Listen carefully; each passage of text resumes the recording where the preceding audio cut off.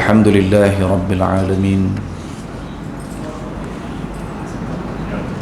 والصلاة والسلام على أشرف الأنبياء والمرسلين وعلى آله وصحبه أجمعين. سبحانك لا علم لنا إلا ما علمتنا إنك أنت العليم الحكيم. رب اشرح لي صدري ويسر لي أمري wahlul 'uqdatam min lisani yafqahu qawli. Yang dikasihi Tuan Imam, ahli jawatan kuasa surau, seterusnya tuan-tuan, perempuan, muslimin dan muslimat yang dirahmati dan dikasihi Allah Subhanahu wa taala sekalian. Alhamdulillah, syukur kehadiran Allah Subhanahu wa taala kita panjatkan. Moga-moga Allah Subhanahu wa taala terus menambahkan nikmatnya kepada kita insya-Allah. Cuma janganlah bila Allah bagi nikmat kita jadi lupa. Dan betul lah orang Melayu ni mudah lupa kan. Depa kata saham McDonald pun naik balik lah ni.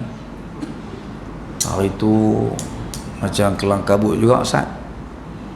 Alah, macam tak ada apa dah, tak ada siapa nak sebut dah tentang Palestin. Jadi insya-Allah tuan-tuan, kita sama-sama doakan yang terbaik untuk saudara kita yang berada di bumi Palestin dan juga untuk semua umat Islam di mana sahaja mereka berada. Jadi malam ni tuan-tuan, kita akan sambung dari hadis yang ke-24 iaitu kita membaca Fadailus Sahabah, hadis-hadis berkenaan dengan keutamaan, kelebihan para sahabat radhiyallahu anhum ajma'in. Dan kita masih lagi berada di hadis berkenaan dengan Sayyidina Abu Bakar As-Siddiq radhiyallahu anhu. Pendek ya hadis malam ni tuan-tuan ni. Tuan-tuan tengok di muka surat 51, itu kita baca tentang hadis Abu Sa'id, hadis Abu Musa Al-Asy'ari radhiyallahu anhu. Malam ni kita masuk hadis yang seterusnya. Okey, kita baca terus tuan-tuan. Hadis ni pendek ya. Qala haddathani Muhammad ibn Bashar qala haddathana Yahya an Sa'id عن قتادة أن أنس ابن مالك رضي الله عنه حدثهم أن النبي صلى الله عليه وسلم صعد أحدا وأبو بكر وعمر وعثمان فرجف بهم فقال أثبت أحد فإنما عليك نبي وصديق وشهيدة. Arti hadis ni. Hadis ni cerita Sayyidina Anas bin Malik radhiyallahu anhu. Daripada Anas bin Malik radhiyallahu anhu, dia menceritakan kepada mereka, yakni pada perawi-perawi yang sebelum dia tadi ni, bahawa Nabi sallallahu alaihi wasallam menaiki bukit Uhud bersama Abu Bakar, Umar dan Uthman radhiyallahu anhu. Tiba-tiba bukit Uhud bergegar. Baginda terus berkata, tetaplah wahai Uhud, sesungguhnya di atasmu ialah seorang Nabi, seorang Siddiq dan 2 orang syahid. Kita tengok hadis terusnya, pendek ingat kita tengok hadis kedua. Qala haddathani Ahmad ibn Sa'id Abu Abdullah qala haddathana Wahb ibn Jarir qala haddathana Sakhr an Nafi' anna Abdullah ibn Umar radhiyallahu anhuma qala qala Rasulullah sallallahu alaihi wasallam بينا أنا على بئر أنزع منها جاءني أبو بكر وعمر فأخذ أبو بكر الدلو فنزع ذنوبا أو ذنوبين وفي نزعه ضعف والله يغفر له ثم أخذها ابن الخطاب من يد أبي بكر فاستحالت في يده غربا فلم أرى عبقريا من الناس يفري فريه فنزع حتى ضرب الناس بعطن. قال وهب العطن مبرك الإبل يقول حتى رويت الإبل فأناخت. Daripada Abdullah bin Umar radhiyallahu anhuma, Rasulullah sallallahu alaihi wasallam bersabda, ketika aku berada di sebuah telaga, aku sedang mencedok air, tiba-tiba Abu Bakar dan Umar datang. Abu Bakar mengambil pencebok, lalu mencebok satu atau dua cebok, dan pada cebokannya ada kelemahan. Moga-moga Allah subhanahu wa ta'ala mengampuninya. Kemudian Ibnul Khattab, Sayyidina Umar lah, kemudian Ibnul Khattab mengambilnya daripada tangan Abu Bakar. Tiba-tiba cebok itu berubah menjadi besar. Aku tidak pernah melihat orang sehandalnya dalam kalangan manusia dapat melakukan sepertinya. Lalu dia pun mencebok sehingga orang ramai memberhentikan unta-unta mereka. Wahab berkata, ini salah seorang perawi hadis ini ada dalam tu, Wahab ibnu Jarir. Wahab berkata, al-atan ialah tempat unta duduk. Dia berkata maksudnya sehingga unta-unta dapat minum sehingga puas dan duduk. Ini dua hadis malam ni kita baca tuan-tuan. Dan hadis ni tuan-tuan, kedua-dua hadis ini nanti kita akan ulang balik. Akan diulang lagi oleh Al-Imam Al-Bukhari rahimahullah bila mai cerita berkenaan dengan Sayyidina Umar pula. Jadi maknanya bila masuk cerita Sayyidina Umar nanti kita baca sikit-sikit ialah. Kita ulang sikit, kita baca. Kita tak payah ulang dah. Maknanya kita akan cerita kedua-duanya sekali pada malam ni insya-Allah. Hadis yang pertama ni tuan-tuan, kisah dia seperti yang kita baca tadi. Nabi kita sallallahu alaihi wasallam pergi Bukit Uhud. Nabi ini sebenarnya bukan sekali, maknanya beberapa kali ya, dalam hadis-hadis. Bahkan masa Nabi sallallahu alaihi wasallam dekat-dekat nak wafat, sebelum Nabi balik ujung bulan Safar tu, Nabi sakit teruk. Sebelum tu Nabi pergi Bukit Uhud dulu. Nabi akan ziarah Bukit Uhud.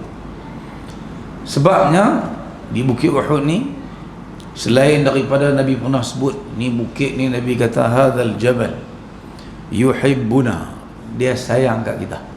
Bukit ni dia jamat, mana benda yang keadaan nyawa, tapi Nabi berinteraksi ini bukan hanya dengan manusia.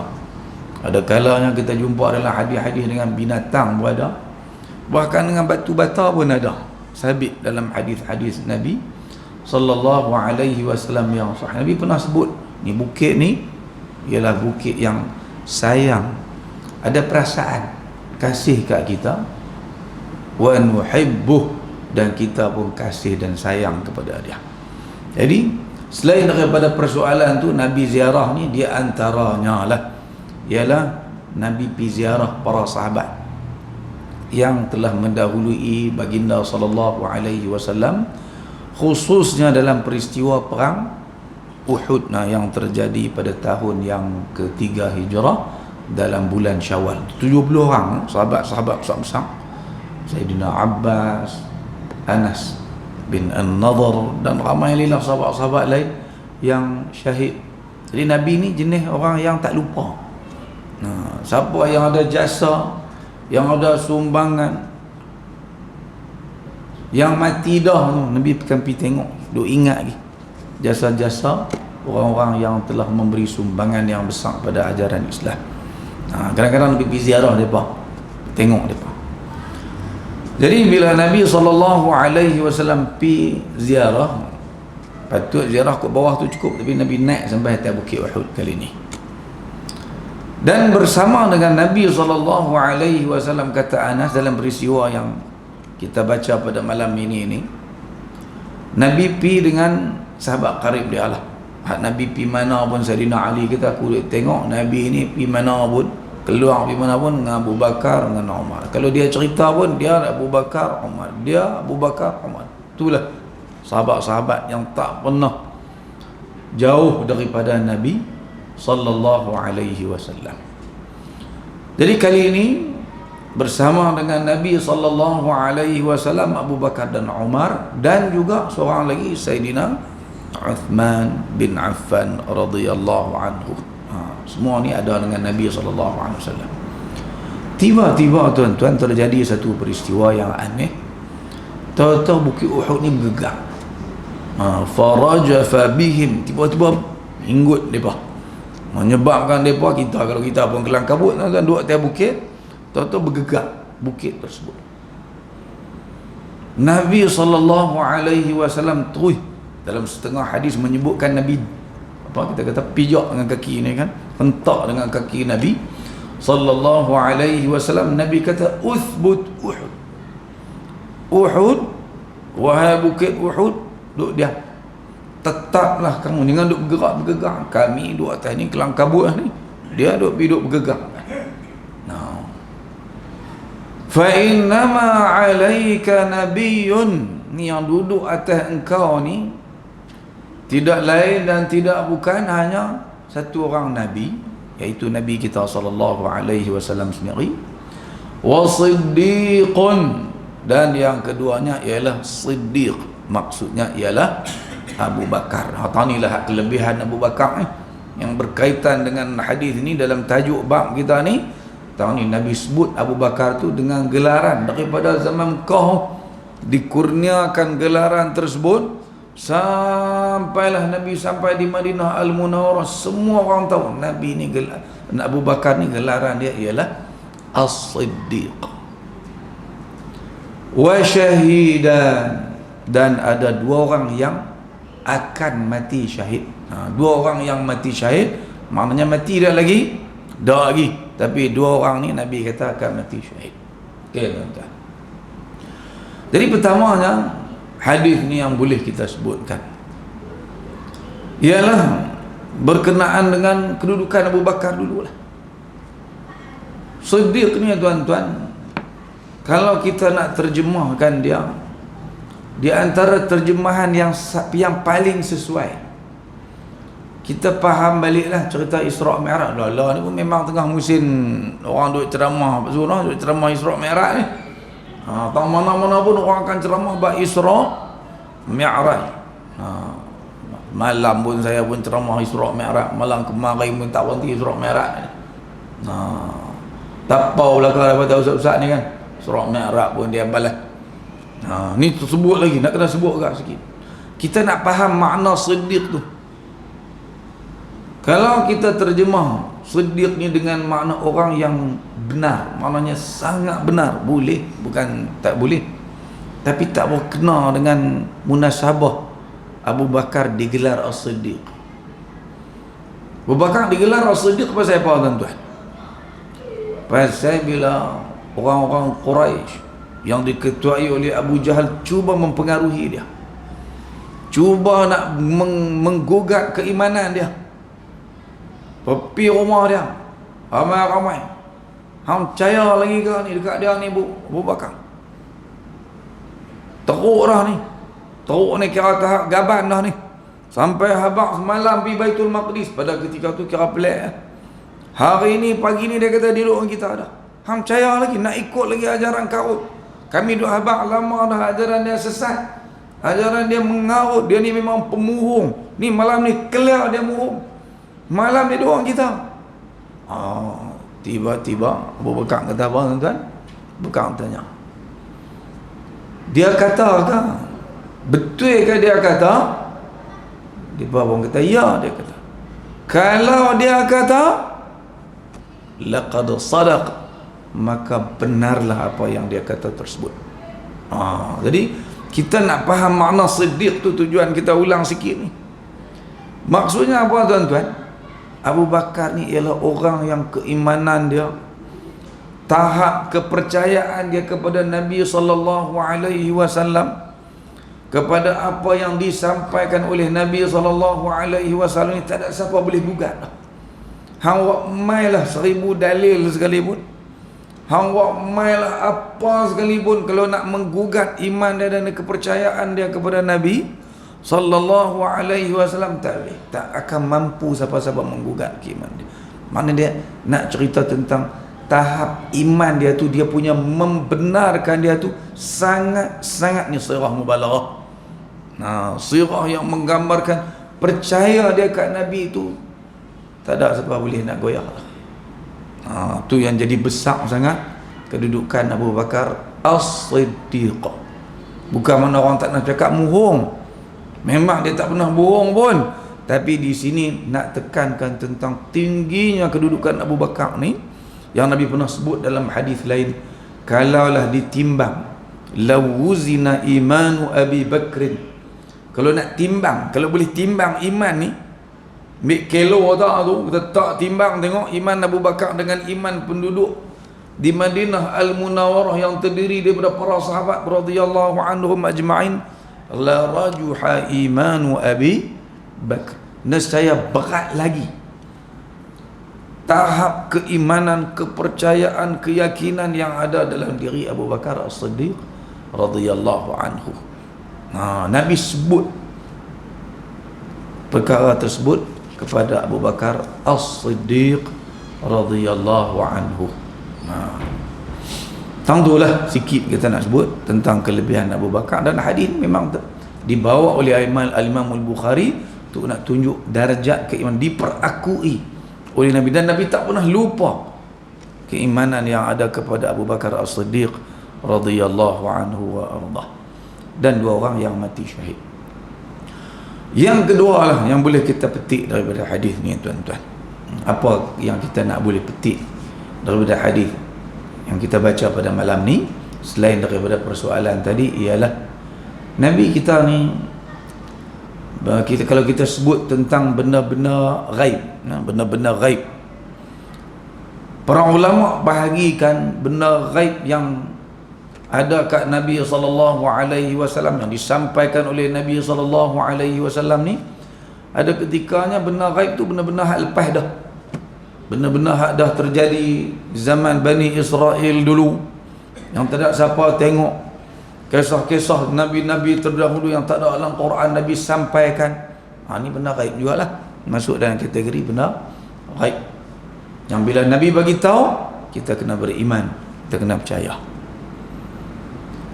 Ada benda ghaib yang dibagi tahu oleh Nabi sallallahu alaihi wasallam, ialah benda-benda ghaib yang berkaitan dengan isu ni di hari akhirat kelak.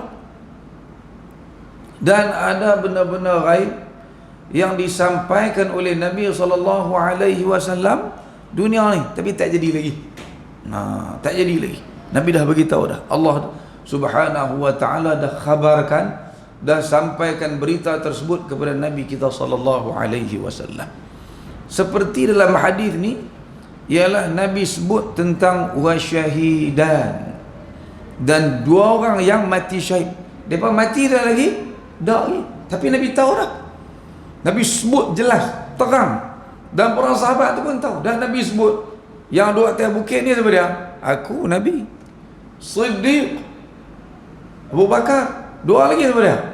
Iaitu Sayyidina Umar dan juga Sayyidina Uthman. Jadilah apa yang Nabi SAW sebut ni, lah jadi semua tepat sebagaimana yang Nabi SAW bagi tahu. Siapa bagi tahu Nabi SAW? Allah Subhanahu wa taala yang bagi tahu kat Nabi SAW. Jadi kita semua ni, kita baca ni, kita sebut ni bukan apa, supaya kita bagi kita percaya sungguhlah kat Nabi. Hak syariat Nabi bawa, Nabi kata baik, kita kena terima lah. Jangan hak ni percaya ni, rasa macam confident. Tapi bila mai hak syariat Nabi bawa suruh buat, Allah ish payah ni, dia kata hak ni kena kaji dululah. Walaupun betul Nabi kata, tapi kena fikir dulu. Mana boleh lagu tu. Kita baca ni tujuannya nak menambahkan keyakinan kita kepada Nabi. Hak Nabi SAW sebut bahawa Sayyidina Umar akan mati syahid. Kita baca dalam sejarah, Nabi tak ada dah pada ketika tu. Umar ni dia memang doa mati syahid ni. Dah dia tahu pula tu dia mati syahid, dia doa pula lagi. Tahu dah pun doa lagi. Dia doa apa? Dia minta supaya, ya Allah, warzuqni syahadata fi sabilik, kurniakan kepada aku supaya aku mati syahid di jalanmu. Dan satu lagi dia minta supaya matikan dia di bumi Madinah Al-Munawwarah. Saya ingat ada sahabat yang komplain kat dia, macam mana nak mati syahid, tapi nak mati syahid tu di Madinah. Pada zaman dia tu, zaman Madinah ni aman damai. Nak cari orang kafir yang memerangi Islam tak ada pada ketika itu, tuan-tuan. Kalau nak mati syahid kena mati tangan lain. Kena pergi mati di Iraq ke, pergi mati di negara Mawara'un Nahr ke, kena pergi tangan lain lah. Tak, tapi dia minta mati syahid. Dan dia tahu nak mati syahid tu, tapi dia nak mati di bumi Madinah Al-Munawwarah. Akhirnya dia matilah di mihrab Nabi SAW. Nanti hadis akan muncul, kita akan sampai nanti, tuan-tuan, cerita Umar mati kena tikam oleh Abu Lu'lu'ah Al-Majusi. Mana tak puas hati kat dia kena tikam.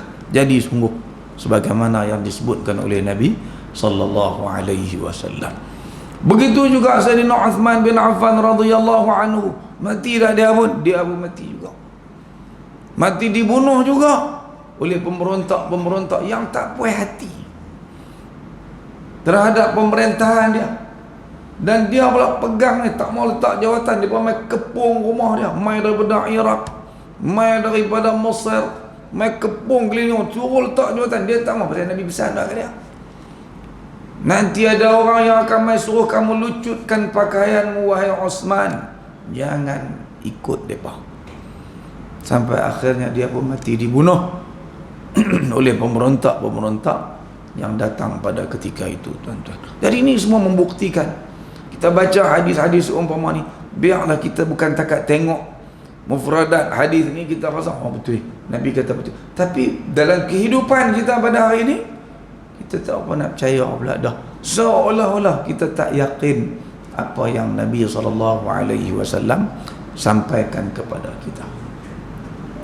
Yang ketiga dan yang terakhir yang boleh kita petik daripada hadis ni, tuan-tuan, ialah tentang kasih sayang. Para ulama, tuan-tuan, kasih sayang kat Nabi SAW.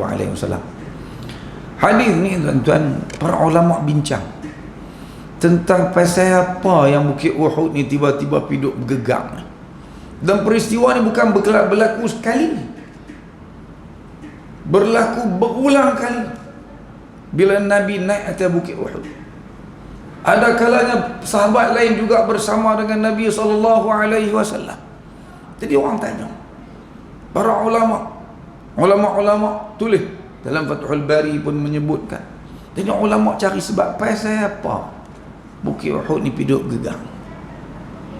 Awal, jadi sebab yang diberikan oleh para ulama ialah kerana Bukit Uhud ni dia teruja, dia seronok yang amat-amat sangat. Kerana orang yang dia kasih, orang yang dia sayang, mai jumpa dia, mai naik atas dia. Bukan takat Nabi SAW yang naik atas dia, Abu Bakar naik juga. Iaitu orang yang sangat dikasihi, yang sangat disayangi oleh Rasulullah SAW.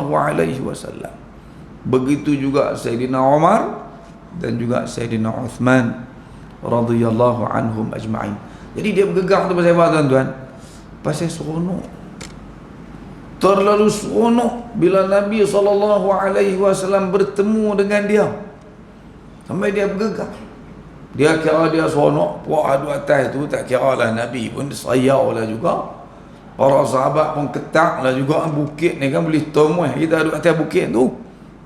Jadi Nabi terpaksa mententeramkan Bukit Uhud yang kegembiraan. Payah nak faham kalau tak beriman hadis ni tuan-tuan. Nak fikir logik orang betul gitu. Begitulah para ulama menafsirkan gegarnya Bukit Uhud tu pasal apa? Pasal seronok. Boleh bertemu dengan Nabi sallallahu alaihi wasallam. Seronok ni dengan Nabi. Dengan Abu Bakar, dengan Umar, dengan Sayyidina Utsman. Bahkan tuan-tuan dalam hadis-hadis lain pun ada lagi. Kita baca hadis apa nama? Nabi ada mimbar dulu buat pada kayu kan. Lepas itu sampai satu ketika ada sahabat yang tawarkan untuk buat mimbar lawa sikitlah. Cantik sikit. Nabi pun terima. Jadi bila siap mimbar baru, Nabi pun tak guna, letak gitu. Nabi bahkan para sahabat yang ada dalam masjid dengar bunyi hanin, bunyi macam orang bersedih. Nabi terpaksa pi dekat kayu tu lah. Dulunya pernah menjadi mimbar Nabi SAW, tenteramkan dia. Ni semua benda-benda yang memerlukan iman baru boleh percaya tuan-tuan. Jadi kalaulah pokok kayu, kalaulah batu bata Bukit Uhud, nama Bukit Uhud tu sebabnya kata para ulama sebab dia satu-satu bukit duk tang tu. Bukit yang tunggal besar lah tang tu, tapi dia satu duk tang tu. Dipanggil bukit tu dengan nama Bukit Uhud, Jabal Uhud.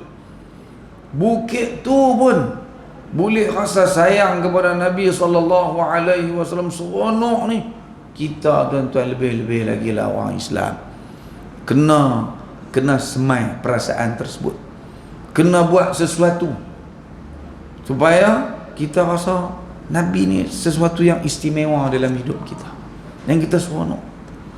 Tu saya suruh beli buku apa nama waktu itu, Martin Link, beli dah tak pergi bang, Allah beli dan baca, ambil masa. Memanglah kita sibuk, tapi takkan tak ada masa untuk kita suburkan rasa kasih, rasa sayang kepada Nabi kita sallallahu alaihi wasallam. Bukit Uhud bukan seronok Nabi saja api, ke Abu Bakar As-Siddiq radhiyallahu anhu seronok. Orang-orang saleh, orang baik-baik ni mai dekat dengan dia, mai duduk atas dia. Dia punya gembira sampai terang. Jadi kita pun kena semai perasaan tersebut sehingga akhirnya kita pun ada rasa sayang, ada rasa kasih kepada Nabi, kepada Abu Bakar As-Siddiq radhiyallahu anhu, kepada Sayyidina Umar, Sayyidina Uthman dan seluruh para sahabat radhiyallahu anhum majma'in. Jadi peliklah orang benci kat sahabat tuan-tuan. Lepas kita baca buku ni, kita baca kitab kecil ni tuan-tuan, yang menghimpunkan sebahagian daripada hadis-hadis Nabi yang menyebut cerita para sahabat supaya kita juga boleh rasa sayang kepada mereka. InsyaAllah kita tengok hadis yang kedua pula. Hadis ke-25 ni, iaitu yang ni mimpi Nabi. Ni cerita mimpi Nabi kita sallallahu alaihi wasallam. Nabi mimpi apa tuan-tuan? Nabi mimpi, dalam mimpi Nabi ni Nabi nampak seolah-olah Nabi duduk dekat satu kawasan tu, ada telaga. Nabi tengah buat kerja satu tugas, iaitu Nabi duduk cedok air bagi orang minum. Air ni tuan-tuan,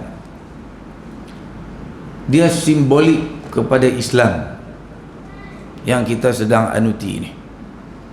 Sebab perkataan syariah yang kita sebut syariat Islam kan, asy-syariah al-islamiyah, ulama buat nama Islam ni, dia ada undang-undang, ada hukum hakam, ada peraturan. Jadi peraturan-peraturan ni dipanggil dengan nama asy-syariah.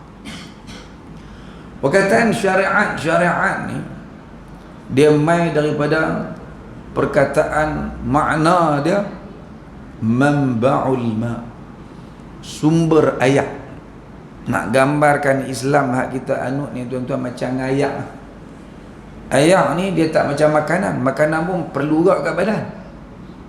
Tapi semua para doktor, saintis, pakar-pakar pemakanan kata kita kalau tak ada makanan dalam badan seminggu tak mati kan tuan-tuan, boleh-boleh hidup ke insya-Allah. Kalau sampai tak ada makanan dalam badan, lemak-lemak kita pula, lemak kita ni lemak banyak kan. Lagi lama tak salah 2 minggu tak mati lagi bah. Makan banyak. Tapi ayam kalau tak ada dalam badan kita, berapa lama saya tak pasti tapi tak lama jalan. Nak membayangkan kepada kita tuan-tuan, keperluan kita kepada syariat Islam ni macam dengan ayam. Jadi dalam mimpi Nabi SAW ni apa yang kita nampak? Nabi duduk tengah cedok ayam bagi orang minum. Mana duduk bagi orang agama Islam ni lah, bagi kepada mereka syariat untuk mereka hidup. Tak ada Islam, manusia ni ibaratnya mati. Sembah berhala, sembah tok kong, sembah sesama manusia, tak mau ikut ayat Allah Subhanahu wa ta'ala turun, kita ni ibaratnya tak ada ayat, mati. Jadi Nabi mimpi, dalam mimpi Nabi SAW tersebut, Nabi duduk tengah cedok ayat bagi orang minum, cedok bagi orang minum, cedok orang duk bagi Islam, sampaikan ajaran. Itulah tugas paling penting yang dibuat oleh para Nabi, seperti yang pernah kita sebut sebelum ni. Kerja Nabi, daripada Nabi yang Allah Subhanahu wa ta'ala utuskan sejak bermulanya syirik, iaitu Nabi Nuh alaihi salam, ajak orang masuk Islam. Zaman Nabi Adam tak ada syirik, main zaman Nabi Nuh baru ada syirik. Jadi ibaratnya tuan-tuan, kita nak faham di sini, Nabi duduk tengah ajak orang kepada Islam. Daripada mereka duduk semua berhala, sembah macam-macam Tuhan, rekaan, buatan. Akhirnya mereka masuk Islam dengan cara Nabi duduk tengah bagi mereka minum air. Air di sini ialah simbol kepada agama, kepada syariat Islam ni. Tanpa syariat kita tak boleh hidup. Orang yang tak mau syariat Islam, macam mereka tak mau ayat ni tuan-tuan. Mereka boleh kata, kami tak mau ayat. Macam itulah orang tak mau kepada syariat Islam. Tiba-tiba kata Nabi SAW, Ja'ani Abu Bakar. Kata Abu Bakar, mai ambil kat aku, dia kata. Wa Umar. Abu Bakar pun mai, Umar pun mai. Fa akhadha Abu Bakrin ad-dalwa. Tiba-tiba Abu Bakar pergi ambil apa? Baldi ayam. Nabi duduk tengah cedok orang bagi, dia pergi ambil daripada tangan aku. Lalu Abu Bakar pun bila dia ambil, dia pula lah, aku dah tak buat dah kerja tersebut, memberi orang minum ayam ni, iaitu nak ajak orang kepada syariat Islam, ajak kepada Allah Subhanahu wa ta'ala, tinggalkan penyembahan-penyembahan Tuhan-Tuhan yang palsu selain daripada Allah Subhanahu wa ta'ala. Dia bagi orang minum pula, tapi dia bagi orang minum tak banyak. Fanaza'a dalwan aw dhanuban aw dhanubain. Sekali dia cedok orang bagi minum, ataupun Nabi kata 2 kali, tak banyak. Wa fi naz'ihi dha'fun, dan pada cedokan dia tersebut nampak lemah awak ni tuan-tuan. Sebabnya ialah di zaman Sayyidina Abu Bakar As-Siddiq radhiyallahu anhu, penyebaran agama Allah Subhanahu wa ta'ala agak lambat terjadi. Pasal apa? Pasal zaman Abu Bakar ni, Nabi wafat tu dah mula muncul dah Nabi palsu. Belum Nabi wafat lagi ada dah. Tahun ke-11 tu dah ada dah. Musailimah dah start dah mengaku jadi Nabi. Zaman Nabi SAW belum wafat lagi. Jadi bila mai zaman Abu Bakar naik tu, dia terpaksa ni hadapi ni golongan yang percaya Tulaihah Nabi, percaya Musailimah Nabi, hak geng Nuh apa tak mau bayar zakat lagi, menolak kepimpinan Abu Bakar As-Siddiq. Jadi dia terpaksa hadapi semua. Jadi mana dah nak buat kerja macam Nabi SAW buat, nak ajak kabilah tu masuk Islam, nak ajak orang daripada masuk Islam. Jadi ini kinayah, gambaran daripada mimpi Nabi ini. Orang hak terima Islam ni sikit. Dhanuban au dhanubain, 1-2 cebok. Dan dari sudut sejarah pula tuan-tuan, betul. Abu Bakar merintah berapa tahun? 2 tahun. Daripada tahun 11 sampai tahun 13, dia pun Allah ambil balik. Cukup umur dia pun sama dengan Nabi SAW. Tapi dalam hadis ni mensabitkan tentang kelebihan Abu Bakar di sini. Nabi dah bagi tahu dah, lepas aku nanti yang akan ambil alih tugas aku nanti ialah Sayyidina Abu Bakar As-Siddiq radhiyallahu anhu. Dan dia akan terus buat kerja walaupun dalam keadaan serba kelemahan. Bahkan Nabi doa pula kepada dia, moga-moga Allah maafkan dia, Allah ampunkan dia. Seolah-olah nak membayangkan kepada kita, tuan-tuan, siapa yang nak jadi pemerintah ni, kerja dia yang paling utama dia kena fikir bukan tekat bagi orang makan, tapi nak ajak hak bukan Islam tu masuk Islam. Ayat tu. Tapi hak tu rasa-rasa pemerintah Islam ni zaman lah ni dia fikir kedak saya pun tak pasti. Nak fikir supaya dia mesti fikir kerja utama dia ialah bagi orang minum air, maknanya bagi orang masuk Islam. Nak siapa pun nak jadi pemerintah, jadi menteri besar ke, jadi ketua menteri ke, jadi perdana menteri ke, hak mesti bubuh dalam kepala dia ialah dia kena fikir lagu mana nak bagi tersebar risalah Islam ni. Tapi kita tengok manifesto ni tak ada. Kalau buh dia tak pangkah pula lagi no. Susah juga. Buh, saya lah tak buat parti apa kan, nak pertama kali nak bagi orang Malaysia masuk Islam. Weh petani bukan pangkah kepala kita tak mau tu. Pihak itulah paling penting kali. Sebab itulah kerja para Nabi. Ada siapa berani bangkang dalam Nabi kata Nabi ni dah bukan nak ajak orang masuk Islam, tu bukan kerja utama Nabi. Mana ada tu, baca sejarah Nabi mana pun semua nak ajak orang masuk Islam. Itulah kerja paling penting, paling utama. Lah tu kita serahkanlah. Bagi NGO tu buat, bagi NGO ni buat, bagi pula suruh buat, duit orang bagi.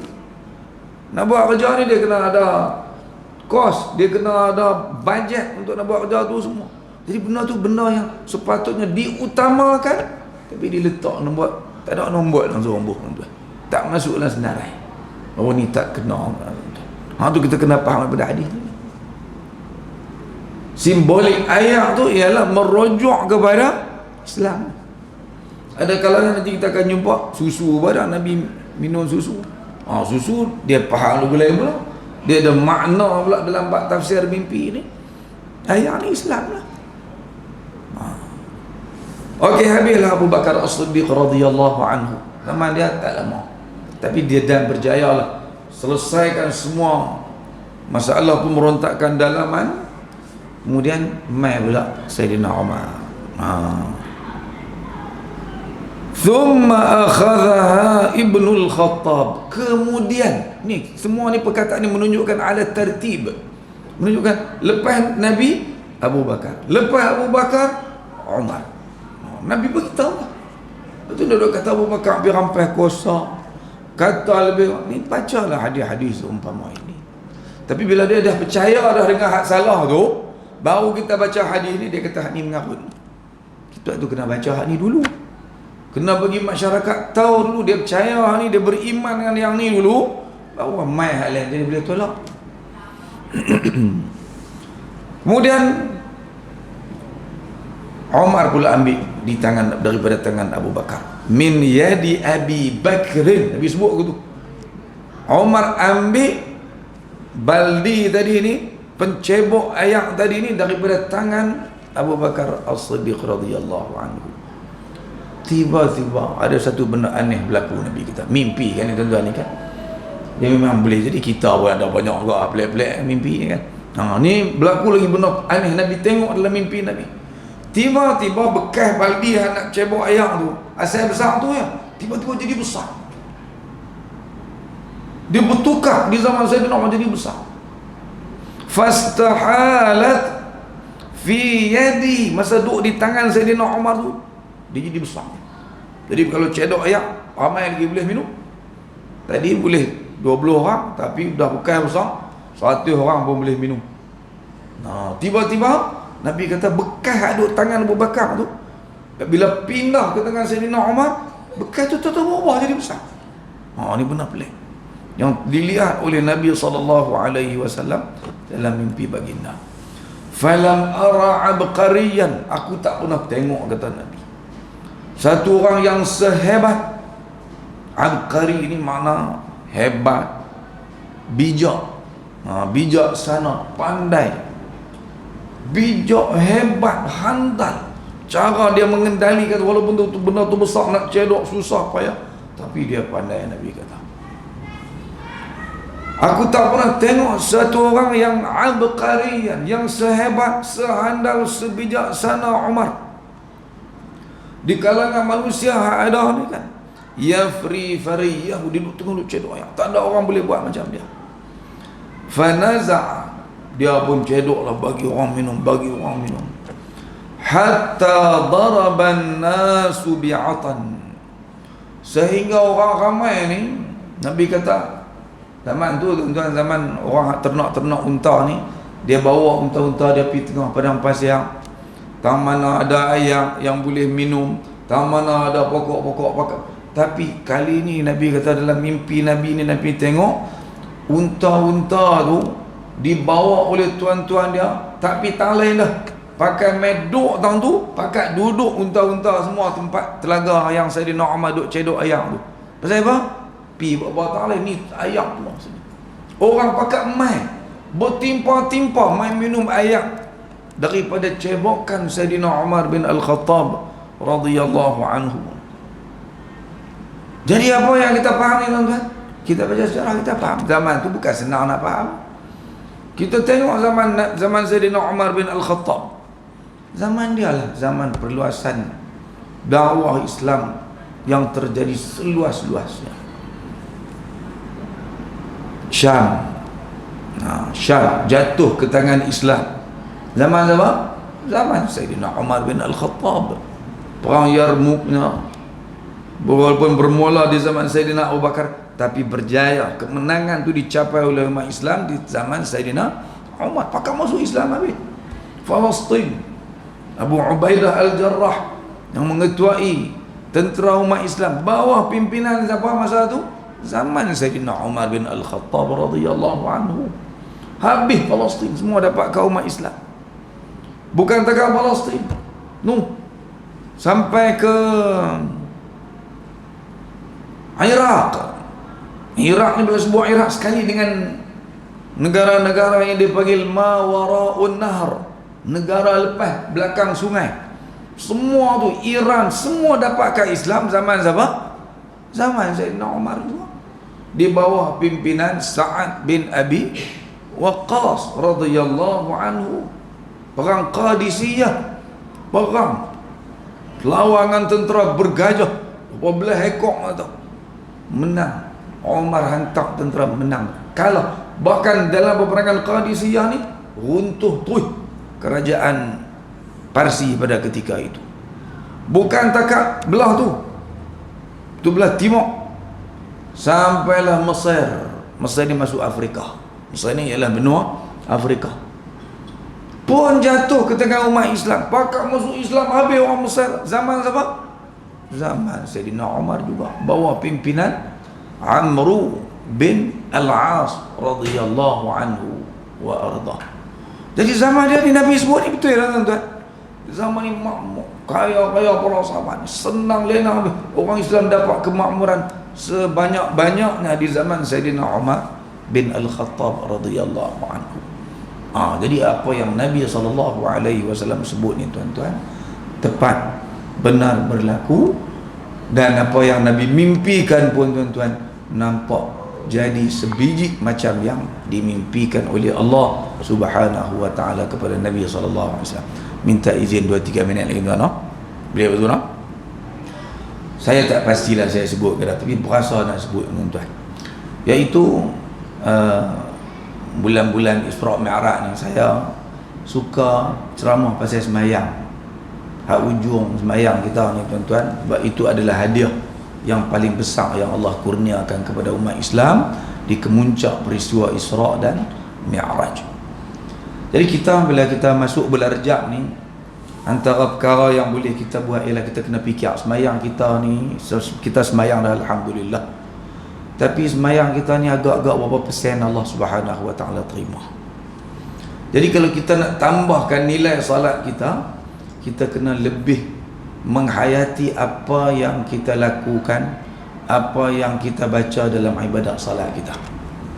Jadi malam ni tuan-tuan, saya nak kongsi dengan tuan-tuan bacaan kita di perkataan iyyaka na'budu wa iyyaka nasta'in.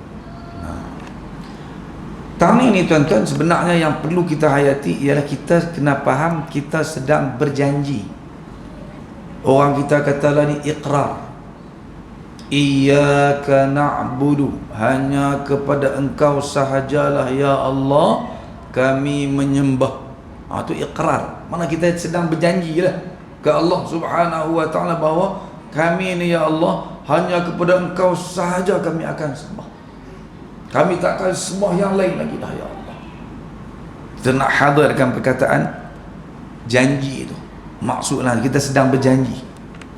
Wa iyyaka nasta'in, dan hanya kepada engkau sahajalah ya Allah kami memohon pertolongan untuk kami boleh tunaikan janji yang kami berikan tadi ya Allah. Kok kita tak mampu tunai.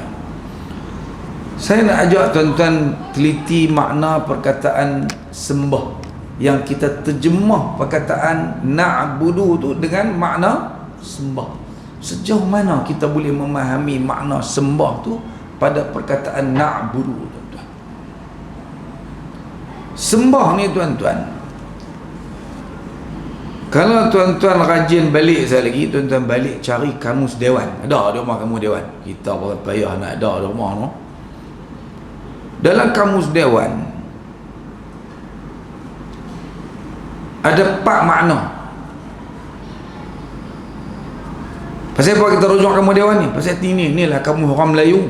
Jadi nak faham kata-kata orang Melayu sembah, kena tanya kamus dewan lah. Okey. Makna pertama, penghormatan kepada raja dan lain-lain dengan menangkupkan kedua-dua tapak tangan serta menyusun jari dan mengangkat ke atas hingga ke paras dagu ataupun hingga ke dahi. Faham tak? Macam kita pergi depan raja kan, kita buat begitu, lepas tu kita angkat sama ada ke dagu ataupun sampai ke dahi. Betul tak? Kita pun faham lagu tu kan. Bila sebut sembah, semua orang Melayu kata, itu makna sembah. Tapi bila kita sebut iyyaka na'budu, adakah itu yang kita maksudkan? Kita tak maksud hal tu. Tapi itu makna utama dalam bahasa Melayu, perkataan sembah. 2, kata-kata yang ditujukan kepada raja, yakni orang yang dimuliakan. Kan kita orang Melayu pun bila cakap dengan raja, ada perkataan kita sebut kan, sembah patih harap diampun. Sembah tu di sini apa dia? Apa saja ucapan, kata-kata yang kita ucapkan tu, koklah ada salah, koklah ada silap, harap diampun. Tu makna sembah yang kedua. Ucapan-ucapan yang diucapkan kepada raja-raja dipanggil sembah dalam bahasa Melayu kita. Tu kan yang kita maksudkan masa kita sembahyang. Tak kok. Okey, yang ketiga pula tuan-tuan, dalam kamus dewan ni, yang ketiga ialah menghormati sesuatu sebagai Tuhan atau dewa, memuja. Lepas tu dia bagi contoh ayat dalam kamus dewan ni. Menyembah berhala, menyembah matahari. Hak ni lagi jauh. Takkan kita sebut iyyaka na'budu, hanya kepada engkau kami, hanya kepada engkau sahajalah ya Allah kami menyembah. 3 makna tu out semua, tak boleh pakai. Makna keempat ni hak yang tepatnya tuan-tuan. Tapi makna keempat ni jauh daripada hati kita ni. Iaitu dalam kamus dewan menyebutkan bahawa makna yang keempat perkataan sembah tu ialah mengaku diperintah oleh. Isdak juga berat ni. Lagi tunduk kepada. Ni betul. Taat. Kali lagi saya baca, mengaku diperintah oleh, dalam kurungan ditakluki oleh dan lain-lain. 2, tunduk kepada mengaku taat kepada. Ni sebenarnya yang kita kena faham. Tapi kita masalahnya tuan-tuan, kalau tuan-tuan duduk lagi, tuan-tuan balik dulu kereta sambil duduk fikir, sembah, aku sembah, tuan-tuan boleh tak sampai kepada makna taat tu? Macam jauh nak sampai. Tapi sembah tu kalau hak nombor 1, nombor 2, nombor 3, hak tu senang faham. Jadi kita tuan-tuan lah, kita nak tahu sejauh mana ketepatan terjemahan perkataan na'budu ni. Kita kena tengok Arab kata apa. Sebab abada ya'budu tu perkataan Arab. Jadi kita kena tengok dalam kamus bahasa Arab lah, baru kita tahu makna apa sebenarnya abada ya'budu. Na'budu, abdun, saya Abdullah, hamba, kita terjemah hamba Allah. Okey, mari kita tengok tuan-tuan. Ini dalam kamus Lisanul Arab Ibnu Manzur. Kalau kamus Arab tak ada lebih berpengaruh daripada hak ni tuan-tuan. Ibnu Manzur kata, abada ya'budu ibadatan. Dan abang kita daripada perkataan na'budu kita sebut tadi, inilah yang akan lahir perkataan ibadat tu. Kita beribadat. Nama daripada perkataan ni lah. Abada ya'budu ibadatan wa ubudiyatan, perhambaan. Mai daripada perkataan tersebut. Kemudian Ibnu Manzur sambung di bawah tuan-tuan, abadallaha wahadahu, menyembah Allah, yakni mengesakan Allah Subhanahu wa taala, tu makna dia wa ata'ahu. Apa makna ata'a? Yuti'u, patuh, taat.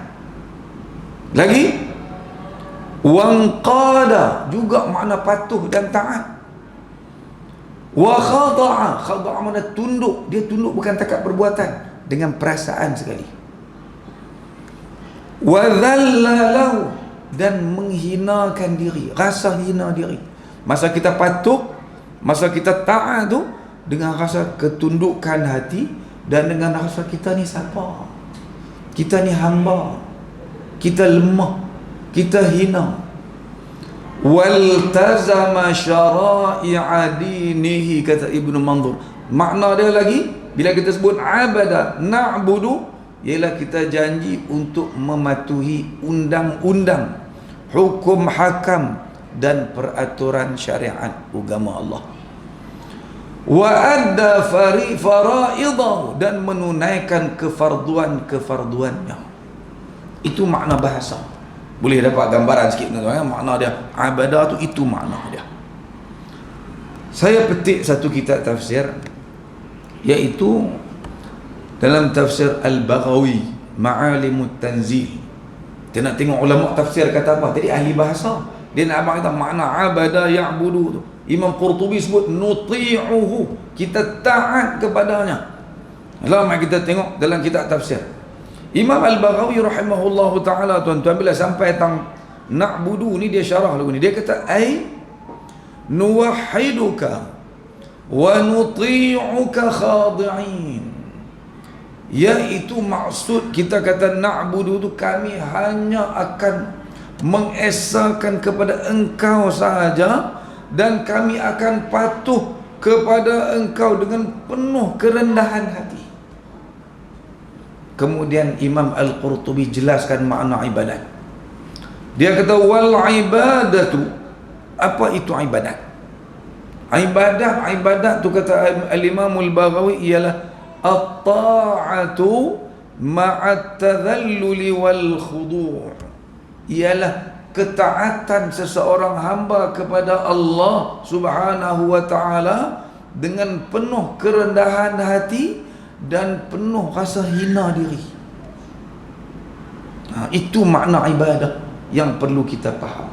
Jadi tuan-tuan, mari kita tambah nilai semayang kita tu. Bila sampai tang iyyaka na'budu satu, kita kena ingat waktu ni kita sedang berikrar, kita sedang berjanji dengan Allah Ta'ala. Ya Allah, kami berjanji hanya kepada engkau sahaja kami akan patuh dengan penuh rasa hina diri, rasa rendah diri kepada engkau terhadap segala titah perintah engkau, dan hanya kepada engkau kami nak minta tolong untuk kami boleh tunaikan janji yang kami berikan tadi.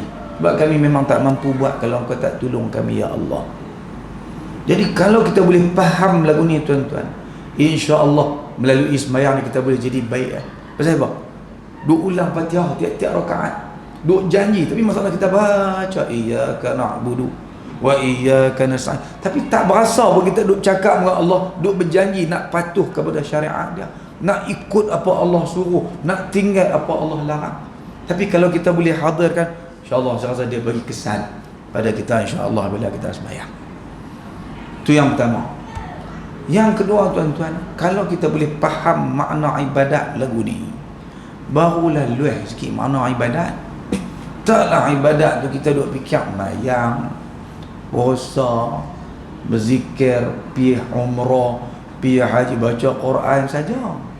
Kan banyak orang faham lagu tu tuan-tuan. Berkata nanti pencen ni lah boleh buat ibadat lebih sikit ni tak. Ni lah dia pergi kerja tu.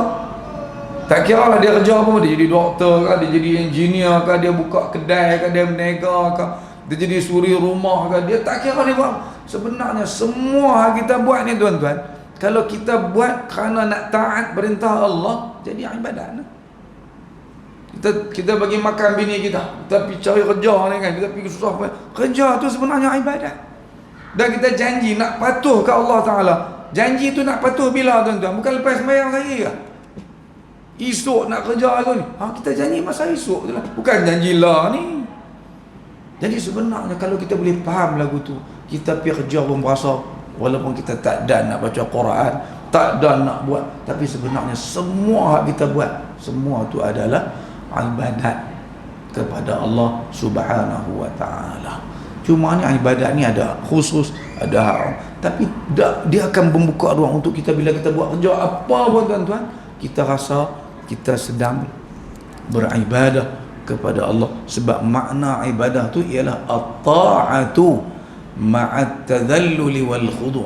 Apa-apa ketaatan kita kepada Allah, kita nak jaga, tak mau buat yang tu, nak buat yang Allah suruh, dengan rasa bahawa kita hamba, aku buat ni kerana Allah suruh, maka semua yang kita buat tersebut akan menjadi ibadat kepada Allah Subhanahu wa ta'ala. Jadi saya rasa sekadar itulah kuliah kita malam ni tuan-tuan. Moga-moga bermanfaat kepada saya dan juga kepada kita semua. Aqulu qawli hadha wa astaghfirullahal azim li wa lakum. Assalamualaikum warahmatullahi wabarakatuh. Bismillahirrahmanirrahim. Alhamdulillahi rabbil alamin, wassalatu wassalamu ala rasulillah wa ala alihi wa sahbihi ajma'in. Allahumma anfa'na bima 'allamtana wa 'allimna ma yanfa'una warzuqna fahman wa 'ilman wa 'amalan salihan. Sallallahu ala Muhammad wa ala ali Muhammad, alhamdulillahi rabbil alamin.